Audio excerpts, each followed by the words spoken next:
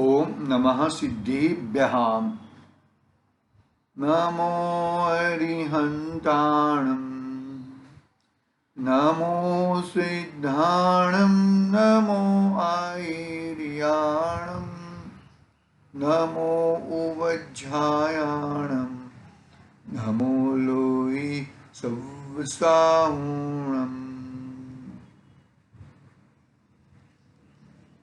मंगलमय मंगलकरण वीतराग विज्ञान, नमो ताहि जाते भये अरिहंतादि महान। करि मंगल करि छू महान, ग्रंथ करण को काज, जाति मिले समाज सब, आमे निज पद राज। चेतिले चेतन, चेत्या विना किम चालसी।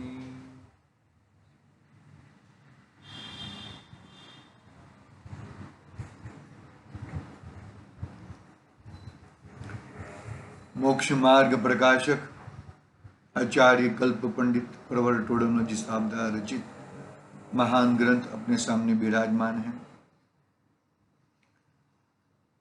तीसरा अधिकार में मेन विषय वस्तु संसार में दुख है और मोक्ष में सुख है। संसार जितना भी बड़े पैसे वाला हो, संसार बड़े भोगे वाला हो, ना बहुत सारे। कल ही मुझे मेरे लड़के ने मुझे बताया कि अडानी वो विश्व में दूसरे नंबर का पैसे वाला है। तो उसको पूछे कि सुख कहाँ पर है।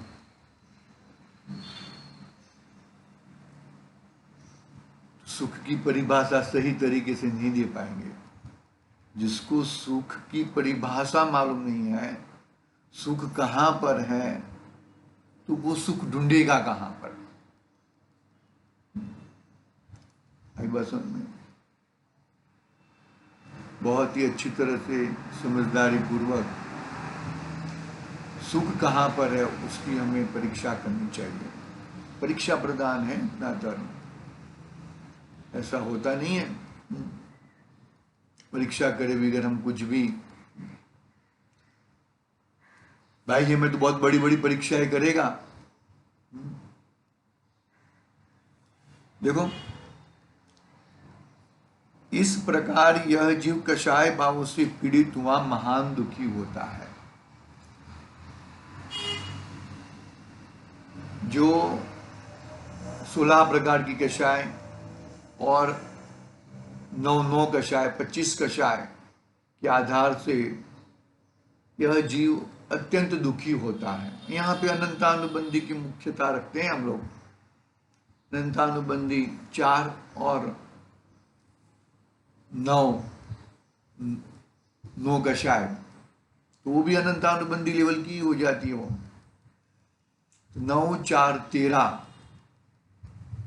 13 कषाय के आधार से अत्यंत दुखी होता है। बराबर। यहां तक कि दुख का वर्णन हम लोगों ने 2-3 दिन में पूर्ण किया। अभी इस दुख से कैसे छूटना, दुखों से कैसे बाहर निकलना, वो बात बताने वाले हैं पंडित जी साहब।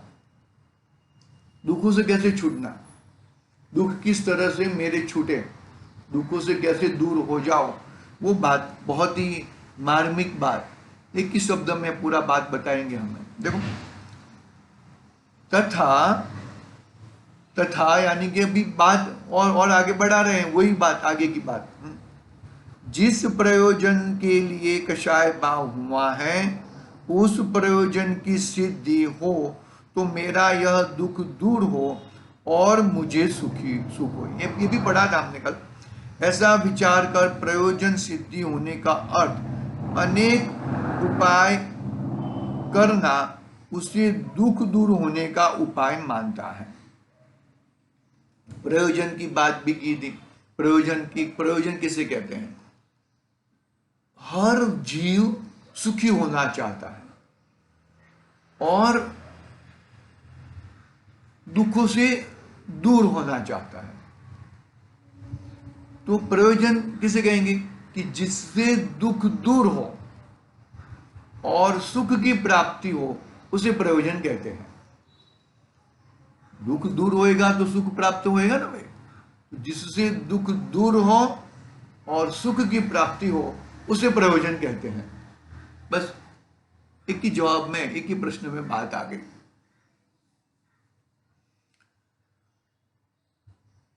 देखो क्या कहते हैं यहां पर। अब यहां कषाय भावों से जो दुख होता है वह सच्चा ही है। क्या कहते हैं? दुख में सुख मानता है। अब यहां कषाय भावों से जो दुख होता है वह तो सच्चा ही है। प्रत्यक्ष स्वयं ही दुखी होता है, परंतु यह जो उपाय करता है वे झूठे हैं। क्यों? सो कहते हैं। सुखी होना चाहता है, लेकिन उसका सुखी होने का विधि अलग है। उसको सुख की परिभाषा मालूम नहीं है। जिसको सुख की परिभाषा मालूम नहीं है, उसको दुख की भी परिभाषा मालूम नहीं है। दुख काहे से होता है, सुख काहे से होता है, उसके कुछ मालूम नहीं है। देखो, क्रोध में तो अन्य का बुरा करना, क्रोध में तो अन्य का बुरा करना, मान में औरों को नीचा दिखाकर स्वयं ऊंचा होना। देखो, ये जो हमने जो पढ़ा ना, उसको एक एक वाक्य में पंडित जी साहब उसको समराइज करते हैं। देखो, वही बात बताते। देखो, क्रोध में अन्य का बुरा करना, मान में औरों का नीचा दिखाकर स्वयं ऊंचा होना, माया में छल से कार्य सिद्धि करना, छल कपट, लोभ में इष्ट की प्राप्ति करना, अच्छी अच्छी चीजें मेरे पास आ जाए, बुरी बुरी चीजें मेरे से दूर हो जाए। लोभ में इष्ट की प्राप्ति करना। फिर नौनो कषाय, हास्य में विकसित होने का कारण बना रहता है। हास्य में विकसित होने का कारण बना रहता है। रति में इष्ट का संयोग बना रहना, अरति में अनिष्ट का दूर होना, शोक में शोक का कारण मिटना, भय में भय का कारण मिटना, जुगुप्सा में जुगुप्सा का कारण दूर होना, पुरुष वेद में स्त्री से रमण करना, स्त्री वेद में पुरुष से रमण करना, नपुंसक वेद में दोनों के साथ रमण करना, ऐसे प्रयोजन पाए जाते हैं। क्या कहते हैं? ऐसे प्रयोजन पाए जाते हैं।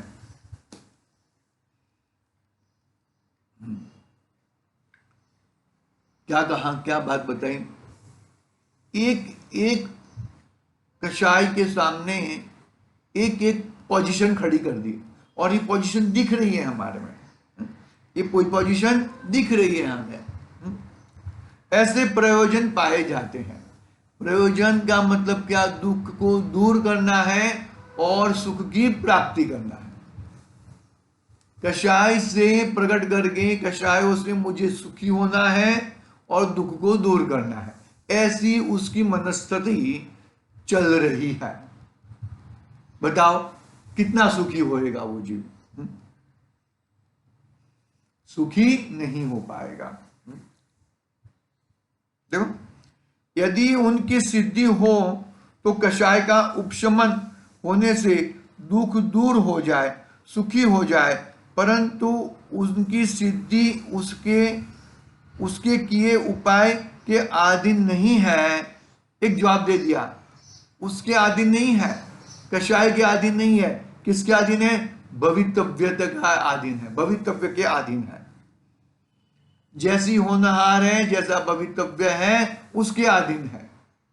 मतलब तूने जैसे कर्म किए हैं, वो जो कर्म उदय में आए हैं वैसा ही है, बाकी अन्यथा कुछ है नहीं। हाँ, क्योंकि अनेक उपाय करते हैं परंतु सिद्धि नहीं होती, तथा उपाय होना भी अपने अधीन नहीं है, भवितव्य के अधीन है। क्योंकि अनेक उपाय करने का विचार करता है और एक भी उपाय नहीं होता देखते हैं। क्योंकि अनेक उपाय करने का विचार करता है और एक भी उपाय नहीं होता देखते हैं, एक भी उपाय होता हुआ नहीं देखते।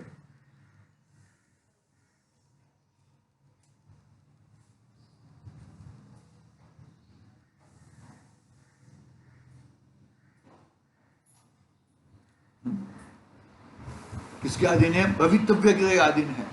भवितव्यता क्या है भाई? वो कर्म के अधीन है। बरोबर है, बरोबर है कि भाई देखो वापिस पढ़ता हूं।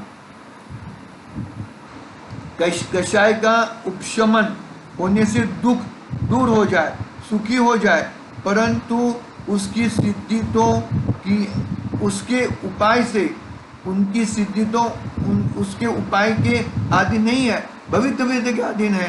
क्योंकि अनेक उपाय करते हैं परंतु सिद्धि नहीं होती। बहुत सारे उपाय करते हैं, बहुत सारे, आगे कहेंगे, चिंता मत करना, आगे कहेंगे कि भाई बहुत उपाय करते हैं और कोई जीवों को तो दिखता है, किसी किसी को तो दिखता भी है भाई ये उसका, कहेंगे चिंता मत करो। भवितव्य क्या? क्योंकि अनेक उपाय करते हैं परंतु सिद्धि होती नहीं है। कषाय का उपशन, कषाय दब गई, कषाय थोड़ी कम हो गई, होने से दुख दूर हो जाए और सुखी हो जाए। अरे वो कषाय नाश तो नहीं हुई है, कषाय दबी हुई है, कषाय मंद हुई है, इसके लिए उसको सुखी बना दिखता है। तीव्र कषाय में तो दुख ही दुख दिखता है।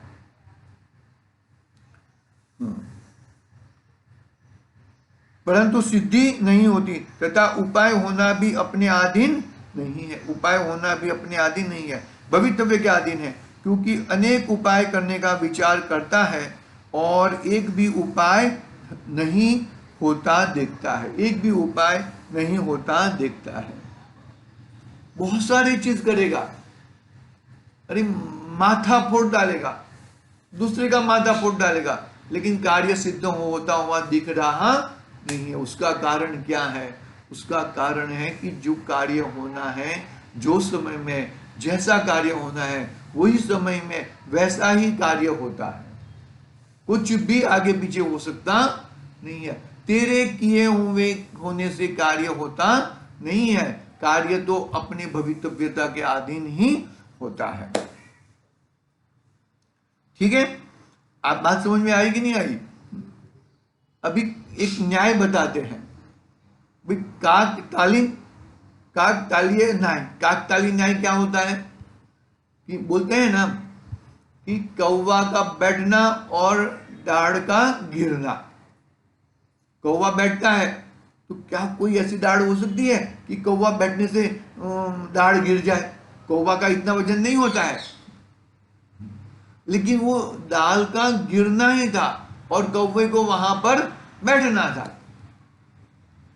ऐसा कभी कभी देखेंगे, उसमें 3 चीज को बात बताएंगे, उड़ता उड़ता हुआ कौवा को बैठना, दाल का गिरना, वो काकतालीय न्याय की बात बताएंगे। 3 चीज एक साथ में, फिर भी आगे बताएंगे क्या कहना है, सस्पेंस रखता हूं, वो पंडित जी के शब्दों में हम पढ़ते हैं। देखो, यदि तथा काकतालीय न्याय से भवितव्य ऐसा ही हो जाए हो जैसा अपना प्रयोजन हो वैसा ही उपाय हो।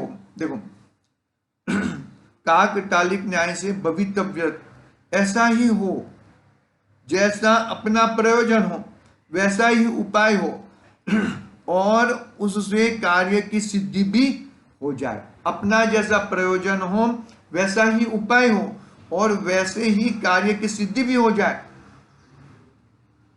तो उस कार्य संबंधी किसी का कषाय उपशम हो, परंतु वहां रुकाव नहीं होता। क्यों नहीं होता? उसका जवाब देंगे। क्या क्या बात बताई थी? मेरा प्रयोजन है, मेरा प्रयोजन ये कार्य करना है बरोबर है। मेरा प्रयोजन है कि भाई मैं 10वीं कक्षा में पास हो जाऊं, अच्छे नंबर से पास हो जाऊं, मेरा प्रयोजन है। और मैं पढ़ाई भी करता हूं और उस कार्य की सिद्धि भी हो जाए। मानो कि मुझे भाई लेना था 85% मुझे लाना था, 85% आ गए, लेकिन क्या हुआ देखो, वो कार्य सिद्धि, तो उस कार्य संबंधी किसी कषाय का उपशम हो, परंतु वहां रुकाव नहीं होता। अभी क्या हुआ 85% में, 85% में अरे वो कॉलेज में मुझे जिसको जहां पे एडमिशन लेना था ना, वहां पे तो 90% पे क्लोज हुआ, रुकाव नहीं है, फिर भी वापस कषाय उछलती है, कषाय उछलती है।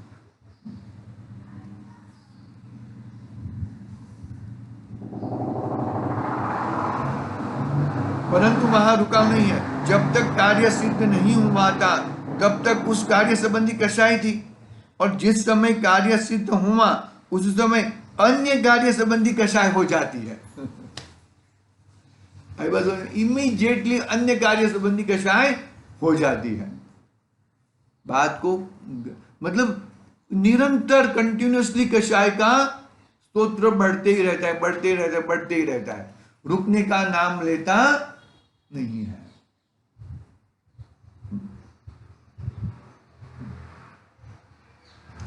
काकतालीय न्याय से, हाँ बरोबर ना, तो क्या हुआ, जब तक कार्य सिद्ध नहीं हुआ था तब तक तो उस कार्य संबंधी कषाय थी, जब तक रिजल्ट नहीं आया था तब तक तो उस संबंधी कषाय थी। अभी रिजल्ट आ गया, 85% मांगा था, 85% भी आ गया, तो उस समय उतनी कषाय उपशम हुई, कषाय दबी, और फिर वापस और देखो, जब हाँ, और जिस समय कार्य सिद्ध हुआ उस समय अन्य कार्य संबंधी कषाय हो जाती है। एडमिशन लेना है, फलाना लेना है, ये करना है, वो करना है। तो एक उदाहरण बताया, ऐसे आप हजारों उदाहरण घटित कर सकते हो।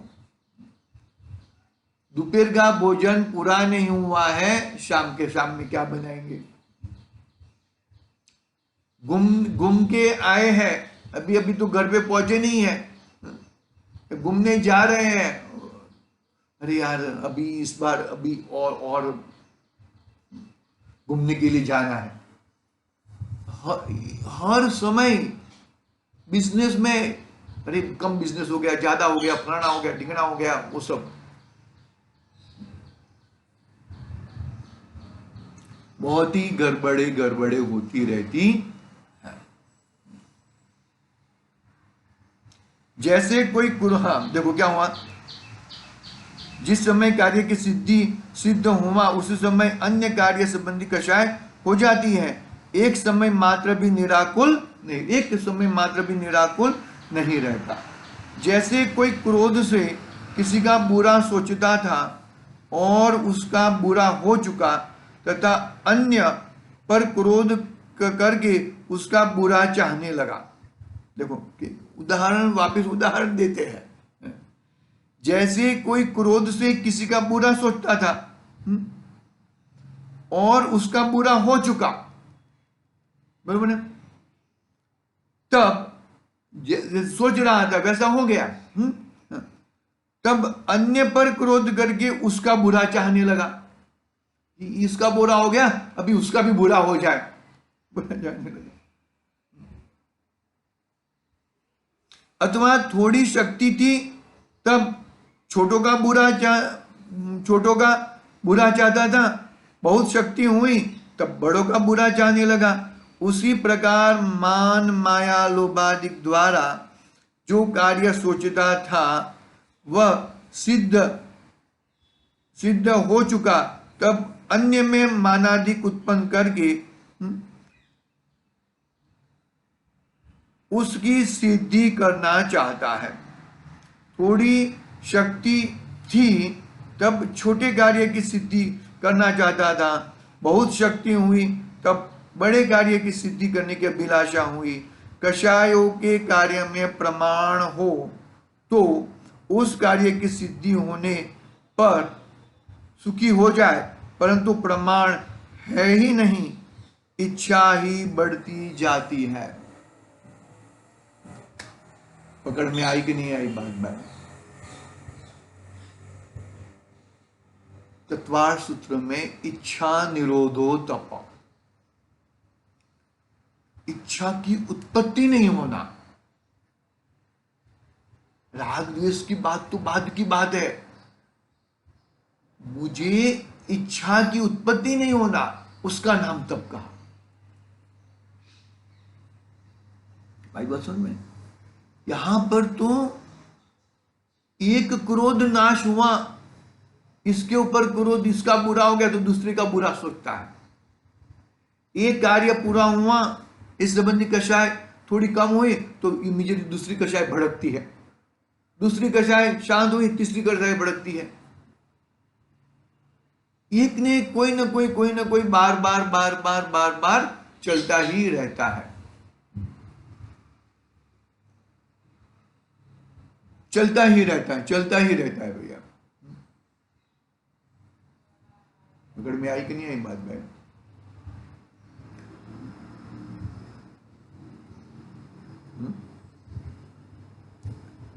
थोड़ी शक्ति थी तब छोटे कार्य की सिद्धि करना चाहता। तो अभी अभी अभी और एक उदाहरण क्या दिया कि जब छोटा था तब छोटों के साथ ऐसा मत सोचना कि कषाय नहीं करता है। कषाय तू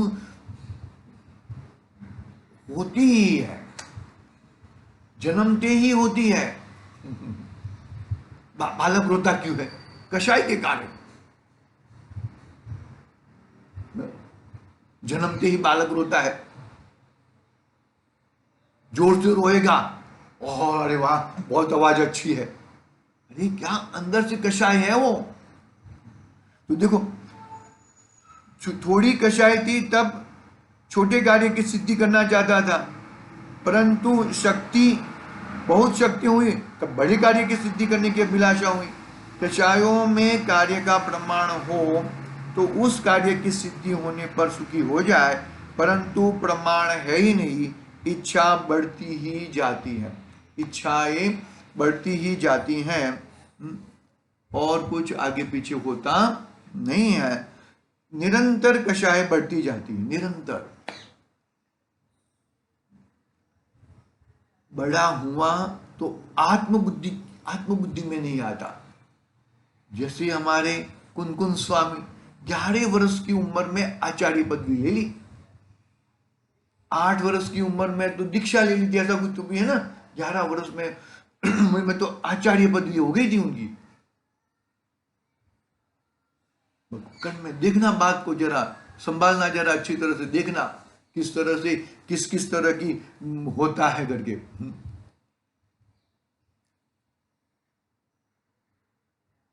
बड़े होते हैं तो बड़ी कषाय, सबको दबाने का, तुम मेरी बात नहीं, माँ बाप को दबाने का, भाई बहन को दबाने का, मेरे ताबे में रहो, और वो दूसरा कोई अपने ताबे, वो देखो बड़ा हो गया हमको ताबे में रखता है। नाना प्रकार की प्रॉब्लम में ही रहता है हर जीव। पकड़ना बात को, बात छोटी नहीं है, बात बहुत बड़ी गंभीर है भैया ये।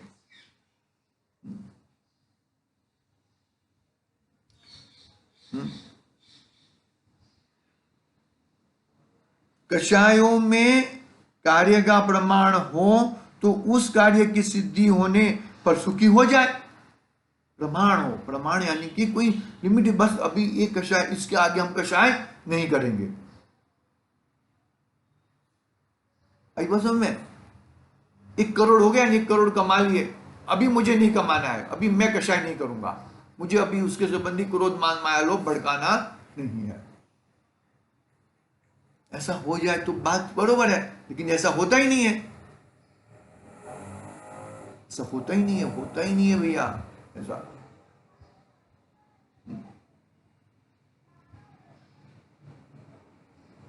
परंतु प्रमाण है ही नहीं, लिमिटेशन है ही नहीं, एक के बाद कषाय बढ़ती जा रही है, इच्छा बढ़ती ही जाती है, इच्छा निरंतर।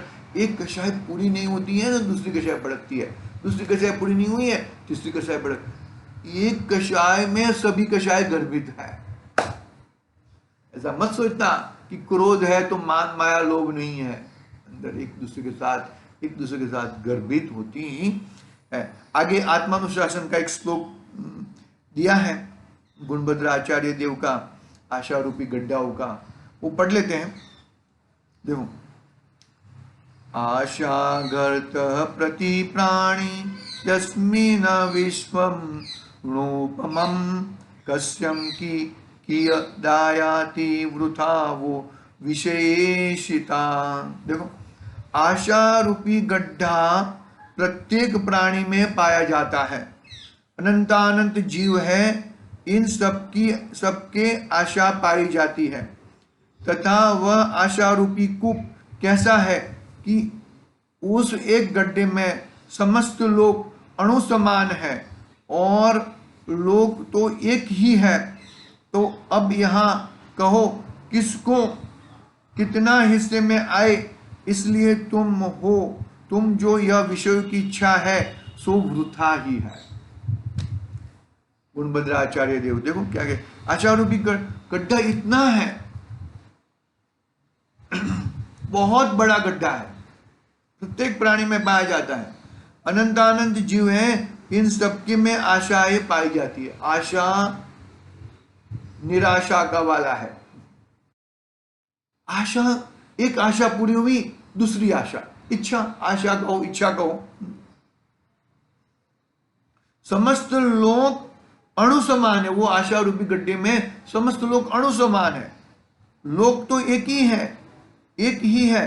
तो अब यहां कहो कि किसको कितना हिस्से में आएगा,